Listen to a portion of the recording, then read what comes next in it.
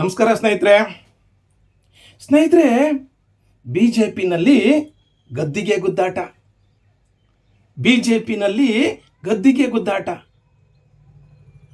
ಎಲೆಕ್ಷನ್ನ ಅಥವಾ ಸೆಲೆಕ್ಷನ್ನ ಗೆಲ್ಲೋರು ಯಾರು, ಸೋಲೋರು ಯಾರು?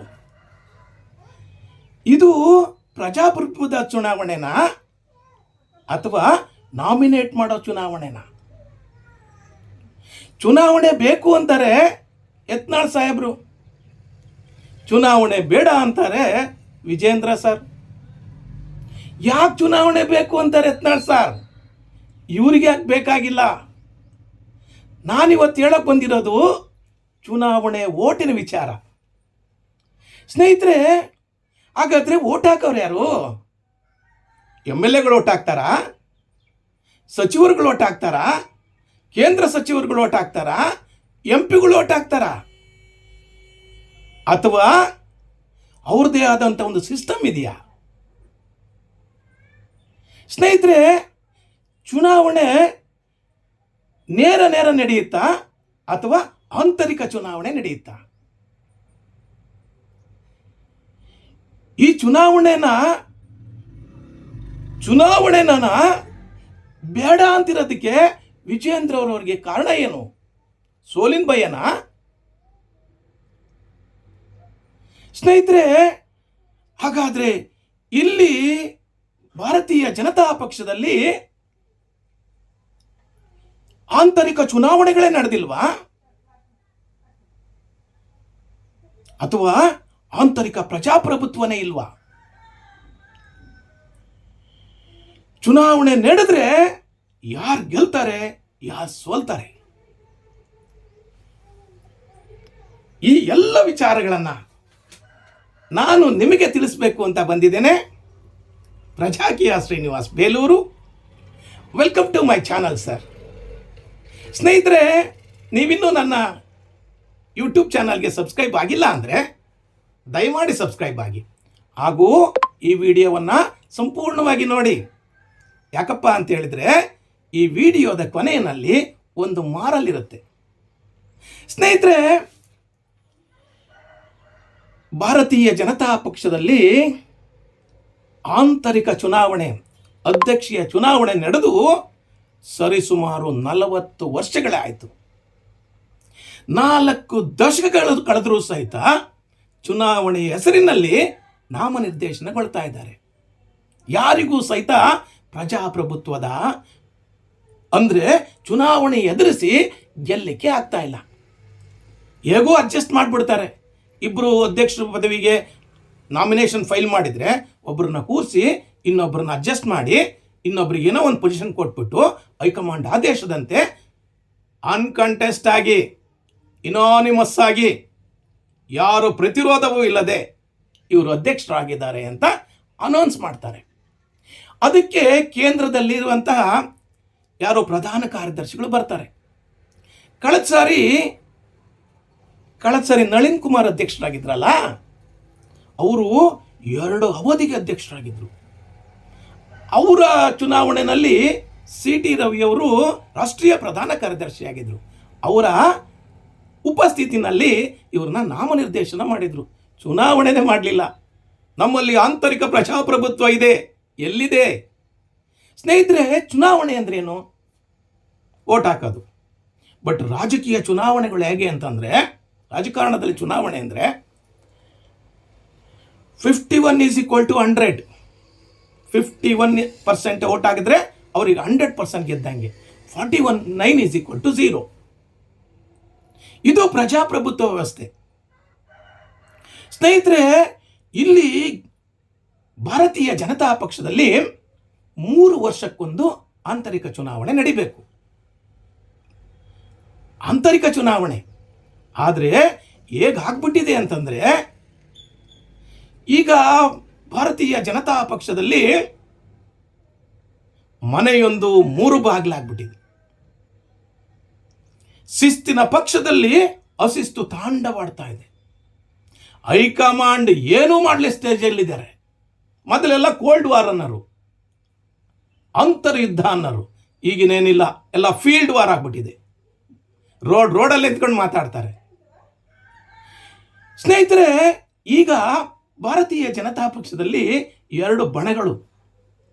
ಒಂದು ವಿಜಯೇಂದ್ರ ಯಡಿಯೂರಪ್ಪ ಟೀಮ್ ಆದರೆ ಇನ್ನೊಂದು ಯತ್ನಾಳ್ ಟೀಮ್. ಒಂದು ನ್ಯೂಟ್ರಲ್ ಟೀಮ್ ಇದೆ.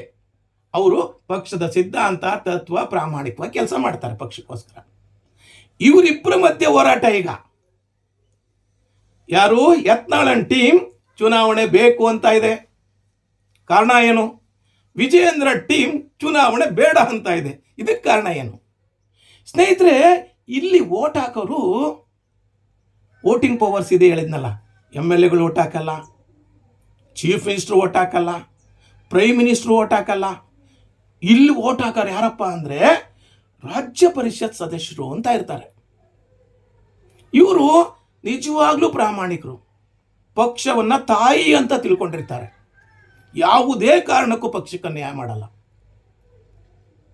ಇವರು 80 to 90% RSS ಬೇಸಿಂದ ಬಂದಿರ್ತಾರೆ. ಇವರಿಗೆ ಹಣದ ಆಸೆ ಇರಲ್ಲ, ಅಧಿಕಾರದ ಆಸೆ ಇರಲ್ಲ. ಪಕ್ಷವನ್ನು, ಪಕ್ಷದ ಸಿದ್ಧಾಂತವನ್ನು, ಪಕ್ಷದ ತತ್ವದ ಅಡಿಯಲ್ಲಿ ಪಕ್ಷವನ್ನು ಅಧಿಕಾರಕ್ಕೆ ತಂದು ಜನರಿಗೆ ಅನುಕೂಲ ಮಾಡಬೇಕು, ದೇಶಕ್ಕೆ ಅನುಕೂಲ ಮಾಡಬೇಕು, ದೇಶ ಸೇವೆ ಮಾಡಬೇಕು ಅಂತ ಇವರು ಒಂದು ವರ್ಗ ಇರೋದು. ಇದು ಒಂದು ಕ್ಷೇತ್ರಕ್ಕೆ ಒಬ್ಬರು ಇರ್ತಾರೆ. ರಾಜ್ಯ ಪರಿಷತ್ ಸದಸ್ಯರು ಅಂದರೆ ಇದು ಒಂಥರ MLAಗಿಂತ ಗ್ರೇಟು BJPನಲ್ಲಿ. ಬಟ್ ಯಾರಿಗೂ ಕಣ್ಣಿಗೆ ಕಾಣಲ್ಲ. ಇವರು ಆ ಮಟ್ಟಿಗೆ ಕೆಲಸ ಮಾಡ್ತಿರ್ತಾರೆ. ಇವರು ಓಟ್ ಹಾಕ್ತಾರೆ. ಅಂಡ್ ದೆನ್ ಜಿಲ್ಲಾ ಅಧ್ಯಕ್ಷರುಗಳು ಓಟ್ ಹಾಕ್ತಾರೆ. ಇವರಿಬ್ಬರೇ, 2 ವರ್ಗ. ಜಿಲ್ಲಾಧ್ಯಕ್ಷರು ಯಾರು? ನಾಮಿನೇಟೆಡ್ ಜಿಲ್ಲಾಧ್ಯಕ್ಷರಲ್ಲ. ಅಂದರೆ ನಾಮನಿರ್ದೇಶನಗೊಂಡಂಥ ಜಿಲ್ಲಾಧ್ಯಕ್ಷರು ಓಟ್ ಹಾಕಲ್ಲ. ಮತ್ತು ಯಾರು ಓಟ್ ಹಾಕ್ತಾರೆ? ಚುನಾವಣೆಯಲ್ಲಿ ಗೆದ್ದಿದ್ದಂಥ ಓಟ್ ಹಾಕ್ತಾರೆ. ಚುನಾವಣೆಯಲ್ಲಿ ನಿಂತು ಚುನಾವಣೆಯಲ್ಲಿ ಓಟ್ ತಗೊಂಡು ಗೆದ್ದಿರ್ತಾರಲ್ಲ, ಅವ್ರು ಮಾತ್ರ ಓಟ್ ಹಾಕಕ್ಕೆ ಪವರ್ ಇರ್ತದೆ. ಸ್ನೇಹಿತರೆ, ಇವಾಗ ಯೋಚನೆ ಮಾಡಿ. ಇವರು ಪ್ರಾಮಾಣಿಕರಿದ್ದಾರೆ, ಓಟ್ ಹಾಕರು. ಯಾರಿಗೆ ಓಟ್ ಹಾಕ್ತಾರೆ? 99% ಪ್ರಾಮಾಣಿಕರಿಗೆ ಓಟ್ ಹಾಕ್ತಾರೆ. ನಾನಿಲ್ಲಿ ಅಪ್ರಾಮಾಣಿಕರಿದ್ದಾರೆ, ಯಾರು ನಿಂತ್ಕೊಂತಾರೆ ಅಂತ ಗೊತ್ತಿಲ್ಲ ನನಗೆ. ಆದರೆ ಚುನಾವಣೆ ಬೇಕು ಅಂತ ಇದ್ದಾರಲ್ಲ ಯತ್ನಾಳ್ ಸಾಹೇಬರು, ಅವರು ನಿಜವಾಗ್ಲೂ ಪ್ರಾಮಾಣಿಕರೇ. ಪಕ್ಷದಲ್ಲಿ ಪಕ್ಷ ನಿಷ್ಠೆಗೋಸ್ಕರ ಪ್ರಾಮಾಣಿಕತೆಯಿಂದ ಯಾರನ್ನು ಬೇಕಾದರೂ ಹೆಂಗೆ ಬೇಕಾದರೂ ಮಾತಾಡ್ತಾರೆ. ಬಟ್ ವಿಜಯೇಂದ್ರ ಟೀಮ್ ಇದೆಯಲ್ಲ, ಇವರು, ನಾನು ಹೇಳ್ತಿರೋದಲ್ಲ, ಯತ್ನಾಳ್ ಸಾಹೇಬ್ರು ಹೇಳ್ತಿರೋದು, ಅಡ್ಜಸ್ಟ್ಮೆಂಟ್ ಪಾಲಿಟಿಕ್ಸ್ ಅಂತ. ಪಕ್ಷನೇ ಸೋತ್ರು ಪರವಾಗಿಲ್ಲ, ಅವ್ರು ಮಾತ್ರ ಗೆಲ್ಲಬೇಕು ಅಂತ. ಆಮೇಲೆ ಹಣ ಮಾಡಲಿಕ್ಕೋಸ್ಕರ ರಾಜಕಾರಣ ಮಾಡ್ತಿದ್ದಾರೆ ಅಂತ ಯತ್ನಾಳ್ ಸಾಹೇಬರು ಸಿಕ್ಕಾಬಟ್ಟೆ ಹಣ ಮಾಡಿದ್ದಾರೆ. ಅಪ್ಪ ಮಕ್ಕಳು ಪಕ್ಷ, ಪಿತಾಶ್ರೀ ಹಾಗೂ ಮಗ, ಸ್ವಜನ ಪಕ್ಷಪಾತ ಇದೆ ಅಂತಾರೆ.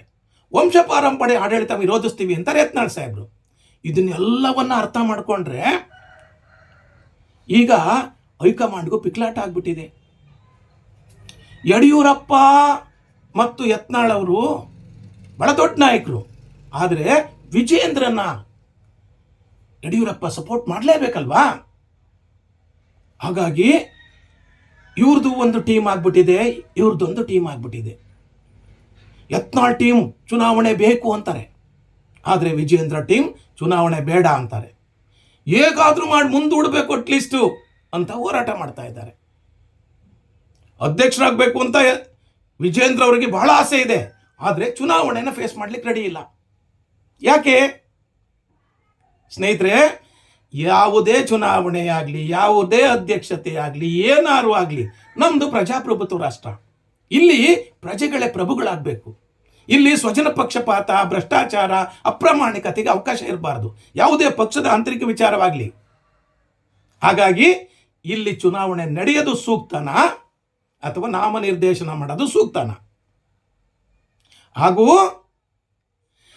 ಈ ಚುನಾವಣೆ ನಡೆದ್ರೆ ಯತ್ನಾಳ್ ಟೀಮಲ್ಲಿ ಬಹಳಷ್ಟು ನಾಯಕರಿದ್ದಾರೆ. ಅದಕ್ಕಿಂತ ಮುಖ್ಯವಾಗಿ ನ್ಯೂಟ್ರಲ್ ಟೀಮ್ ಒಂದಿದೆ. ಆ ನ್ಯೂಟ್ರಲ್ ಟೀಮ್ನಲ್ಲಿ ಅವರು ನಿಜವಾಗ್ಲೂ ಪಕ್ಷ ನಿಷ್ಠೆಯಿಂದ ಕೆಲಸ ಮಾಡ್ತಾರೆ. ಅವ್ರ ಅಧ್ಯಕ್ಷರಾಗ್ತಾರಾ? ಯತ್ನಾಳ್ ಟೀಮ್ನವ್ರ ಅಧ್ಯಕ್ಷರಾಗ್ತಾರಾ? ವಿಜೇಂದ್ರ ಟೀಮ್ ಅಂದರೆ ವಿಜೇಂದ್ರ ಅಧ್ಯಕ್ಷರಾಗ್ತಾರಾ? ಇದಕ್ಕೆ ನೀವು ಕಾಮೆಂಟ್ಸ್ ಮೂಲಕ ತಿಳಿಸಿ. ಈ ಈ ಸ್ಟೋರಿಯ ಮಾರಲ್ ಏನಪ್ಪ ಅಂತ ಹೇಳಿದರೆ, ಲಿಸನ್ ಕೇರ್ಫುಲಿ. ಪ್ರಜಾಪ್ರಭುತ್ವ ವ್ಯವಸ್ಥೆನಲ್ಲಿ ಪ್ರಜೆಗಳೇ ಪ್ರಭುಗಳು. ಅವರು ಚುನಾಯಿಸಿದಂತಹ, ಅವರು ಪಕ್ಷಕ್ಕೋಸ್ಕರ ಕೆಲಸ ಮಾಡುವಂತಹ ಸೇವಕರು. ಹಾಗೂ ನನ್ನ ಪುಟ್ಟ ಆಸೆ, ಭಾರತ ದೇಶದಾದ್ಯಂತ ಬಸವ ಧರ್ಮ ಬರಬೇಕು. ನಮ್ಮ ಧರ್ಮ ಬಸವ ಧರ್ಮ ಆಗಬೇಕು. ಹಾಗೂ ನಮ್ಮ ಬಸವ ಧರ್ಮ ಅಂದರೆ ಬುದ್ಧ, ಬಸವ, ಅಂಬೇಡ್ಕರ್ ಅವರ ಧರ್ಮ ಆಗಬೇಕು.